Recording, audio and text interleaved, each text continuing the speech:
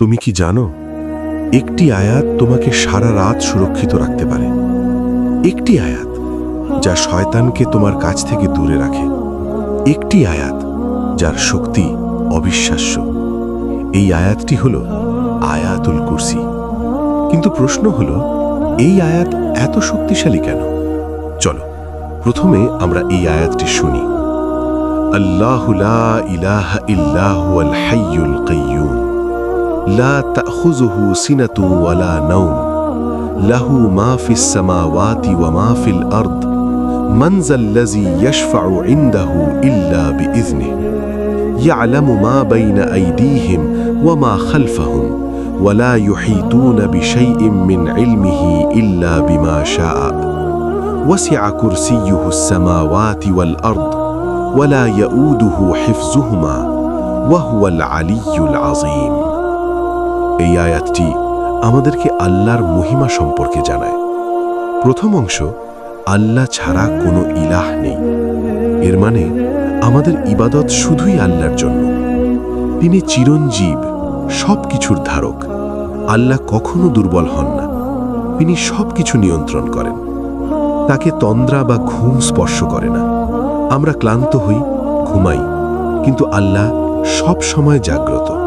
সব কিছু দেখছেন, সব কিছু জানেন। আকাশ ও পৃথিবীর সব কিছু তারই। আমরা যা কিছু দেখি সবই আল্লাহর। তার অনুমতি ছাড়া কেউ সুপারিশ করতে পারে না। এখানে আমরা বুঝি সব ক্ষমতা আল্লাহর হাতে। তিনি জানেন সামনে কি আছে, পেছনে কি আছে। আমরা সীমিত জানি, কিন্তু আল্লাহ সব জানেন। তার কুরসি আকাশ ও পৃথিবীকে পরিবেষ্টন করে। এটি আল্লাহর মহিমার একটি ইঙ্গিত। এগুলোর রক্ষণাবেক্ষণ তাকে ক্লান্ত করে না। আমাদের জন্য ছোট কাজও কঠিন, কিন্তু আল্লাহ সমস্ত সৃষ্টি পরিচালনা করেন সহজেই। শেষে তিনি সর্বোচ্চ, মহান। এই আয়াত শুধু একটি আয়াত নয়, এটি কোরআনের সবচেয়ে মহান আয়াত।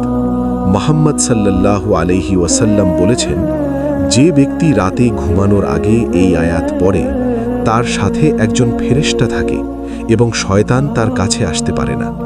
ভাবুন, আপনি যদি প্রতিদিন এটি পড়েন, আপনি আল্লাহর সুরক্ষায় থাকবেন।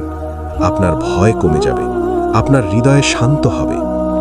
আজ আমরা অনেক কিছু থেকে ভয় পাই, অজানা বিপদ, মানুষ, পরিস্থিতি। কিন্তু আমরা ভুলে যাই আমাদের সবচেয়ে বড় সুরক্ষা আল্লাহ, এবং এই আয়াত আমাদের সেই সুরক্ষার দরজা। আজ থেকে একটি অভ্যেস তৈরি করুন।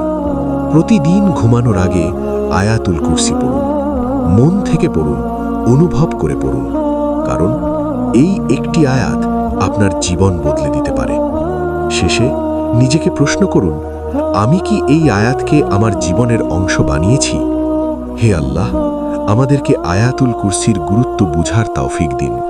আমাদেরকে আপনার সুরক্ষায় রাখুন এবং আমাদের হৃদয়কে শান্তি দিন।